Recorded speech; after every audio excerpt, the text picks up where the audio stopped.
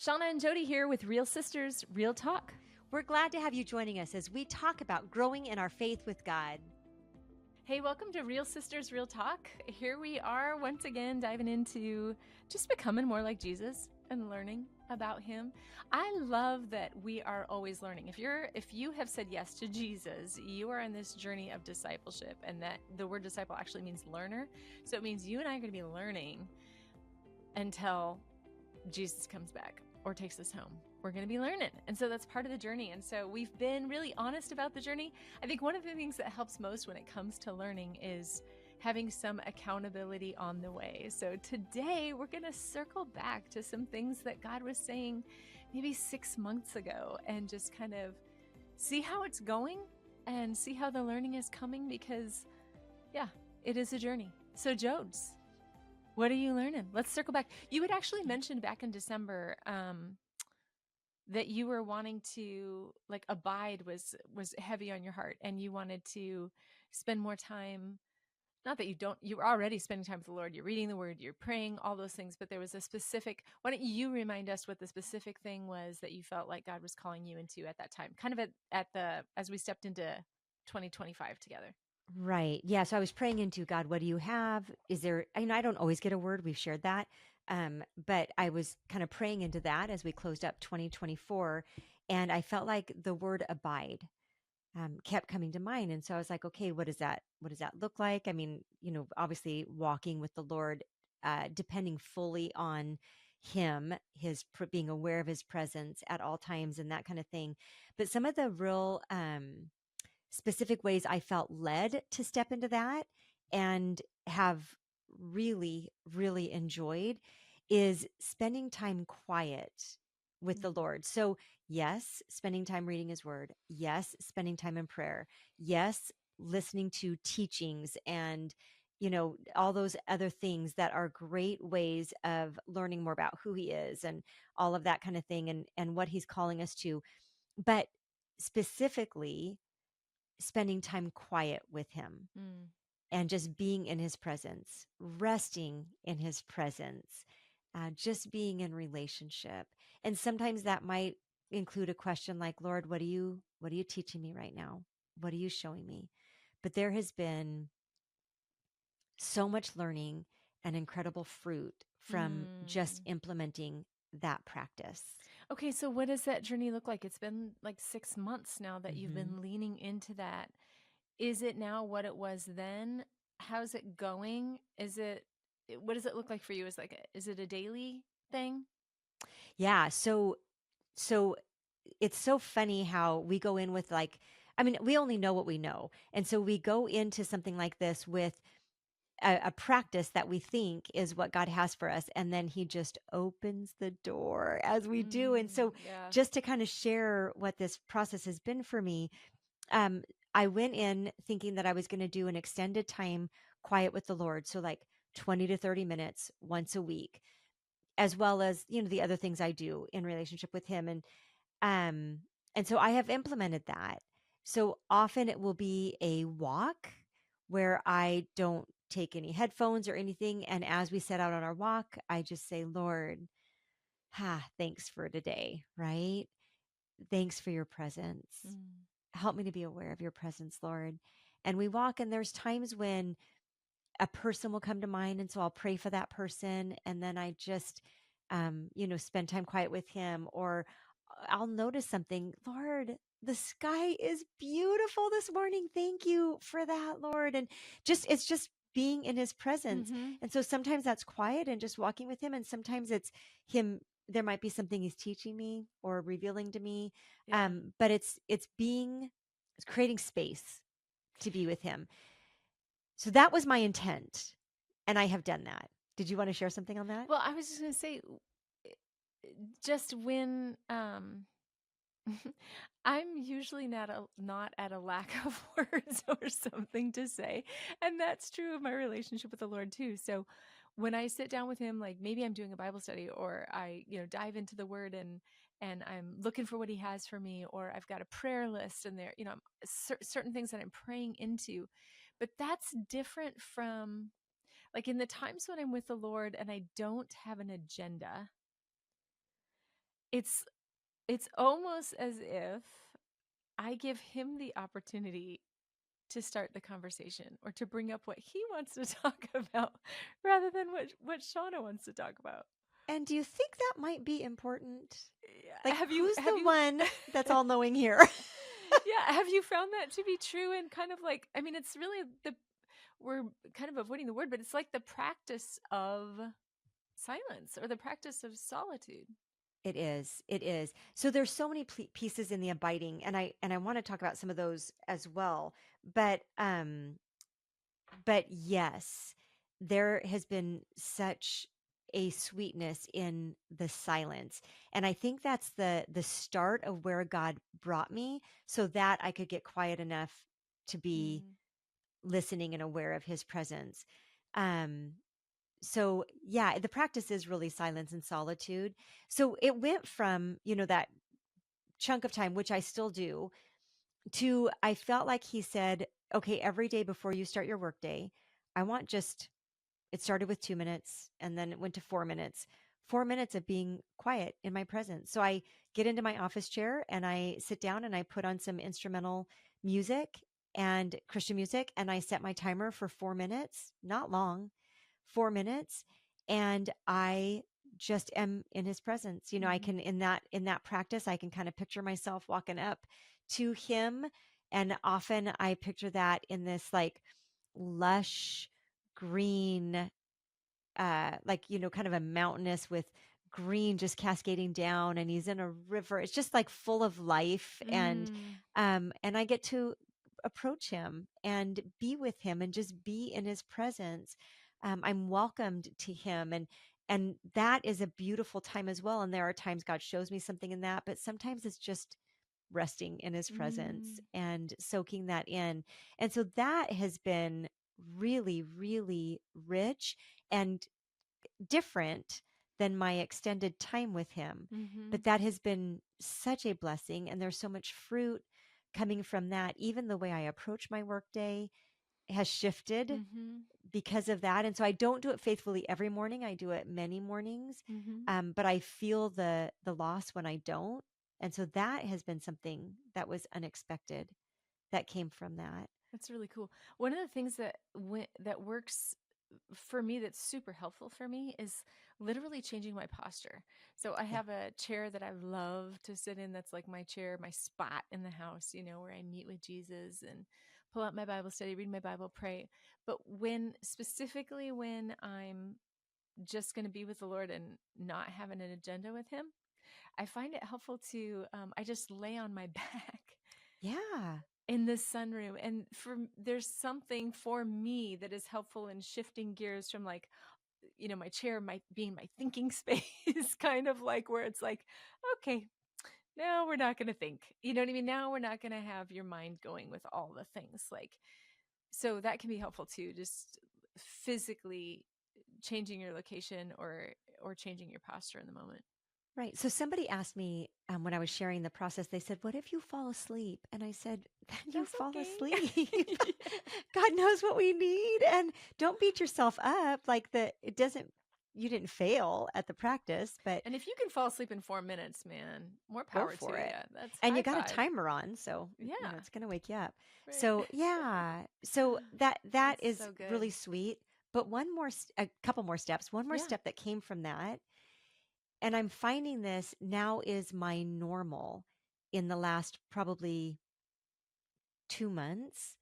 And I this has happened to me multiple times in my life, but now it just seems like it is my normal. Is I wake up during the night multiple times through the night, and as I wake up, it's like I'm coming out of prayer.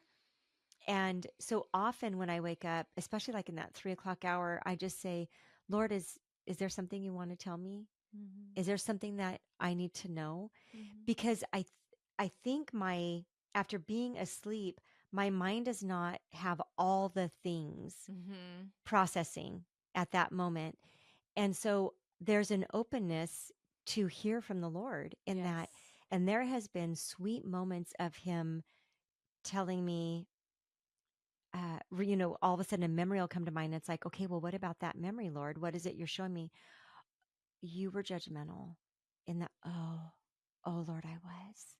I'm so sorry, Lord. Will you forgive me for being judgmental in that situation, in that circumstance? Or, um, you know, you were not acting in the love that I've extended to you, or you were unforgiving in this relationship. There's things that he can show me that I can't see when my mind is twirling with all the things of the day, and it has become such a rich time. And truly, I usually fall right back to sleep. So it's not like it's an angst kind of a Mm-hmm. dealing. It's a sweet and a loving communication, and I fall back asleep, and I do remember in the morning when I wake up kind of what that process Yeah. was. And so there's a confession, but it's a sweet intimate time, and Mm. I do believe it's coming out of the abiding and the sitting in his presence and Mm-hmm. being aware. And then I would even say to the next step of abiding is not just this like silence and solitude, but it is like John 15 says, abide in me, right? We are to cling to him, the vine, because that's where all of our source of our strength, our nourishment, everything we need comes from that vine. So the only way I can produce fruit is not by trying to produce fruit. The only way I can produce fruit is by abiding in the Mm-hmm. vine, hanging on to him with everything I have. That is my job. And any fruit that comes is a result of that.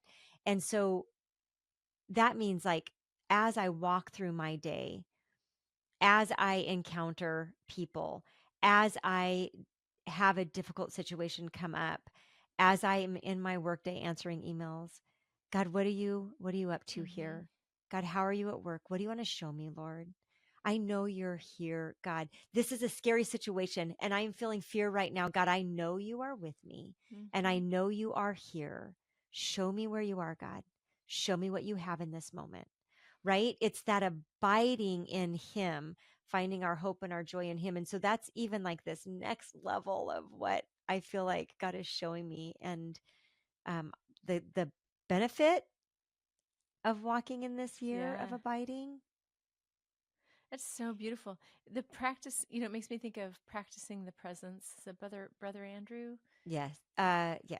Uh, Now I'm questioning myself. Lawrence, Yeah, Brother Lawrence. That's what Brother it is. Lawrence. Brother Hmm. Lawrence has written a book called Practicing the Presence. And, the more we practice the presence, the more we come alive to the reality that God is right here, right now, all the time. I mean, that really is abiding. It is. And so, whether you're sleeping, whether you're awake, whether you're paying attention or not paying attention, he is present. But the more that we pay attention, the more we can hear from him and experience him. That is Yeah. so sweet. What beautiful benefits. Right. And I think, I said this back in January when we shared this on the podcast, feeling called to this. I felt this anticipation of, oh God, I think you're going to show me so much more come Mm. December of 2025 than I even can grasp, right? It's that he can do Yeah. immeasurably more than we can ask or imagine, right? And I felt this anticipation in that. And already here, 6.5, 7 months into our year, I can see already Mm. the learning that he had and the intention he had in this. One of the things I love about this is, originally you're thinking, this will probably be like a deep dive, like maybe once a week, like 20 minutes or so, but it has become this regular 4 minutes. Like, who doesn't have 4 minutes? Brian Regan is this comedian. He's hilarious, by the way, really clean too. And he's got this bit about Pop Tarts. He talks about how Pop Tarts have instructions on them. He's like, why does Pop Tarts need instructions? But there's like a microwave instruction. And he says, if you need to zap, if you need to zap your Pop Tart, you're running a little too tight. You need to create a little space in your schedule if you feel like you need to microwave your Pop Tart. You can't throw that thing in a toaster. Right. If you don't have the time to put your Pop Tart in a toaster for 2 minutes, you need to loosen up your schedule. So, with the whole Pop Tart, philosophy, if you don't have 4 minutes, come on. If you don't Yeah. have 4 minutes, literally set a timer and just focus on God. I dare say something's got to change in your schedule if that's Right? your reality. And I would say that 4 minutes will bless you in ways you have no idea. So it is a 4 minutes well spent. And if that means you need Mhm. to set your alarm 4 minutes earlier, then do it.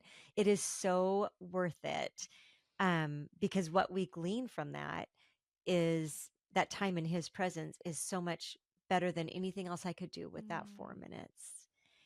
And it's a discipline. It's a discipline.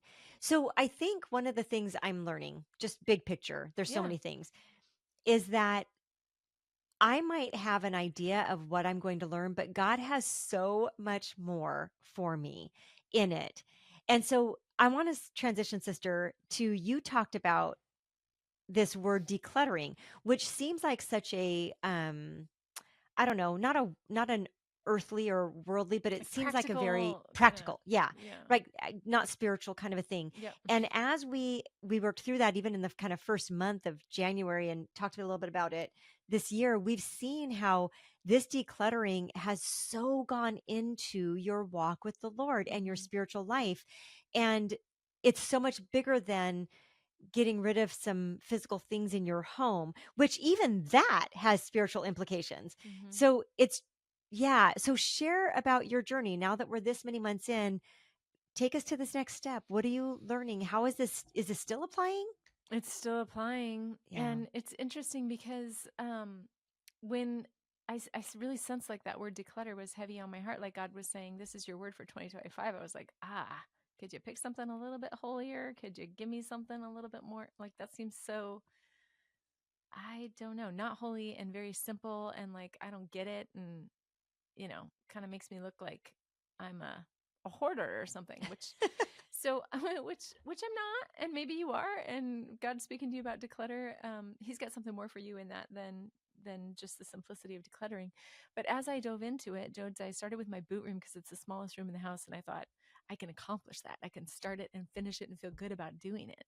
And the interesting thing is it started there, but that was just one room, and there was a deep sense of satisfaction once it was done. And God revealed a ton of things as I cleaned out my boot room, things like just the reality that I collect things that I don't need. And what part of not collecting, okay, so part of not having this stuff store up in my boot room meant not only did I need to physically remove it and get it out of my boot room, but I also needed to change my life. I needed to stop taking them. So one of these things was bags, like paper bags, plastic bags, good bags, Jody, good bags, nice bags that you hold on to because you think, I will reuse this bag. I had a ridiculous amount of good bags, or bags that I thought, were worth holding on to be reused. And they were burdensome. Hmm. They caused clutter in my home. They made it harder for me to get to the things that I actually wanted to get to. They were in the way. And so not only did I have to remove them physically, but I've had to change my life in that I need to stop taking bags from the store. So I literally now have a habit. I carry kind of a big bag anyway. It's kind of like a slouchy bag. And so I carry bags in there like that I could, if I go to the grocery store or something, I've got a little folded up bag. It's Trader Joe's. Here we are again with Trader Joe's, but it's Yeah. like this little Trader Joe's bag that like folds up and goes into a little Trader Joe's Oh, bag nice. that Yeah. zips. Yeah. Anyway, so I've got a couple of those in my purse. So, but I needed to stop taking the bags. Okay. So anyway, that was, that continues to be a thing, that declutter is not just about removing the things from my home, but about changing my life and the way in which I take things home. So that's been a big part of it. Now, my boot room is a small room in the house. There's tons of other rooms in the house. And so the decluttering has continued from room to room to room, and just with a real intentionality of like, what do I want this space to look like? What do I want to feel in this space? And what do I want to accomplish when I'm sitting in this room? And taking away the clutter has made this space more enjoyable and like changed how I feel when I'm in that space. And so you take that and transfer that into not just the physical rooms in your house, but like even relationships or attitudes that you have towards different areas of your life. If you were to declutter the entertainment room in your house, and I'm not talking about even specifically the place where you sit when you're watching a movie or whatever, but like the things in your life that kind of fall into the category of entertainment, how much of that is creating a space in you that you want to live in? You know, is it a lot of watching the news? Is it a lot of fear mongering types of stuff? Is it stuff that just doesn't represent the life of Jesus? You know, it's just, it's bigger. It's becoming so much bigger than just my home.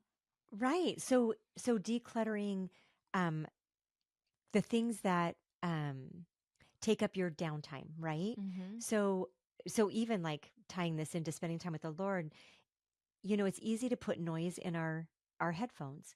It's we have headphones, we have our phones with us all the time.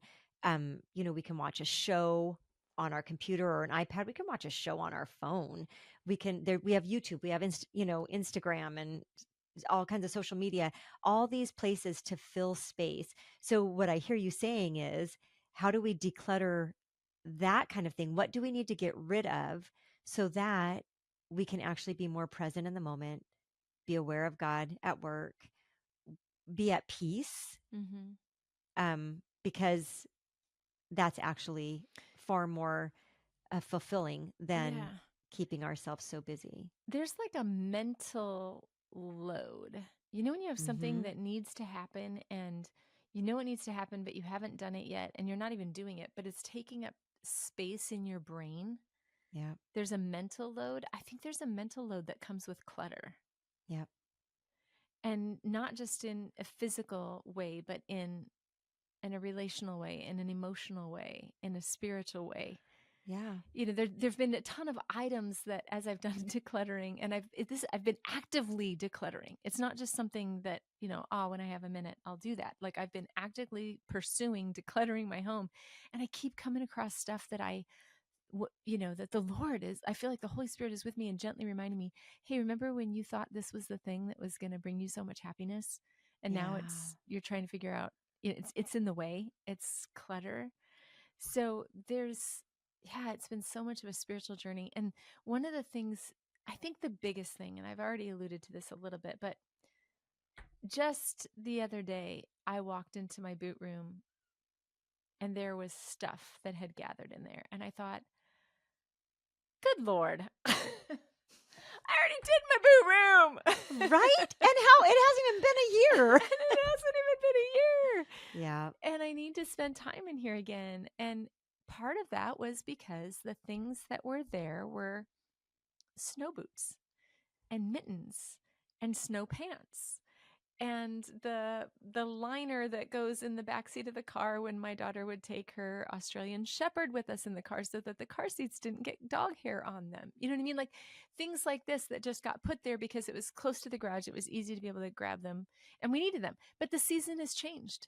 Bryn Yeah. is back in the Czech Republic and her Australian Shepherd is not here with us anymore. So that does not need to be there anymore.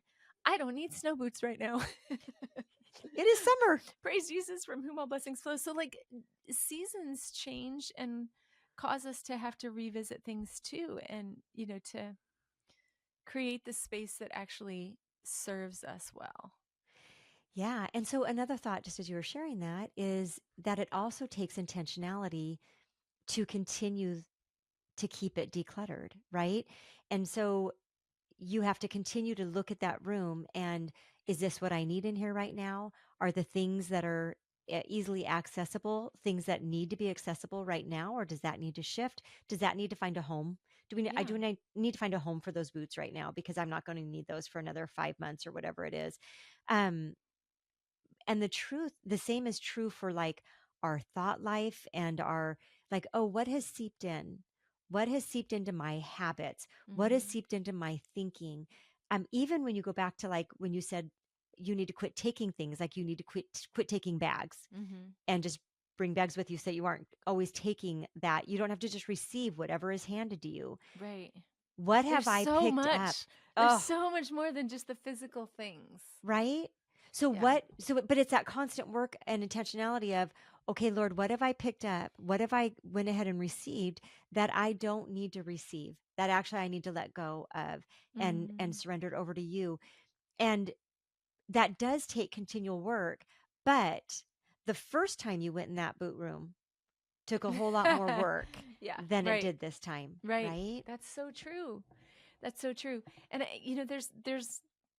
there's more real quick. I think, this kind of connects with what you were sharing, Jodes, is um, I was I was listening to the new morning show that I'm going to be the assistant producer of, and they had a guest on there. Name is Kathy Litt, I want to say, and she has tools that she can give you to help you to learn to declutter. And I'm like leaning in and listening, right? But one of the things that she said that made such a difference, an impact on me, was she said, so a lot of times when we're waiting, and we can use our time of waiting to declutter. So if you're waiting in line at the grocery store, say, you can declutter your inbox for your email, or, just delete the emails that don't need to be there. I don't even want to tell you how many emails I have in my inbox. But anyway, it's just one of those things, right? You can Yep. you can declutter that. Um, well, I'm waiting for, let's say I'm making dinner and it's going to be I have 15 minutes until I have to take something out of the oven. The table's set, the rest of the meal is ready to go. I just have 15 minutes. Well, how would it impact your junk drawer if you spent 15 minutes just going through your junk drawer? And then once, the food is ready, you stop decluttering your junk drawer and you just grab dinner and you move on, kind of thing. But there are moments that we can take advantage of. And it's just like the 4 minutes, right? Of just like the Yeah. 4 minutes is not just about the 4 minutes that you spend with the Lord, it changes the posture of your heart for the rest of the day. And Right. so, in the same way, um, spiritually, or in a practical way, like you would clean out your inbox, or like you would take 15 minutes to declutter your junk drawer.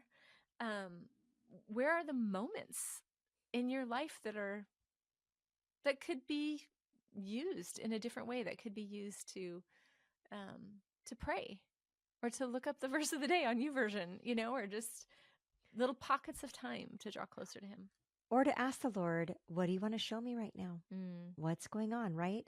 That can, what needs to be decluttered here, Lord, in my brain? That time can be a gift. So we are learning so much, Shauna and I, as we're leaning into kind of what God has shown us. We, what we wanted to talk about, this kind of accountability. Yeah. Where are we at with this? Because we also want to model out what it looks like to continue to walk in something. I don't know how many times I have started something with great intentions for 2 weeks. Yeah. Too many times. Can't even, I would hate to even start to begin to tell you the times I have done that. And so, one of the parts of being in somebody that you're in spiritual conversation with is to be able to hold each other accountable and hold on to these things so that we continue to walk in that. And there's such a blessing that comes from spiritual relationship, of with people, so that they can help us walk in that. So, thanks for letting us share where we're at today and what we're learning. We are on this journey of growing and leaning in, and we're going to continue to do that, and excited for what God is going to reveal, sometimes painful things, Mm-hmm. sometimes great blessings that we get to grow in this season. And it's just fun to be able to share that with you. So, whatever that God has you on the journey, take time to reflect, share with a friend what he's teaching you right now, how he's inviting you to press into something, because when we share it, we learn so much more. And as you do that, remember, we serve a real God and he really loves you.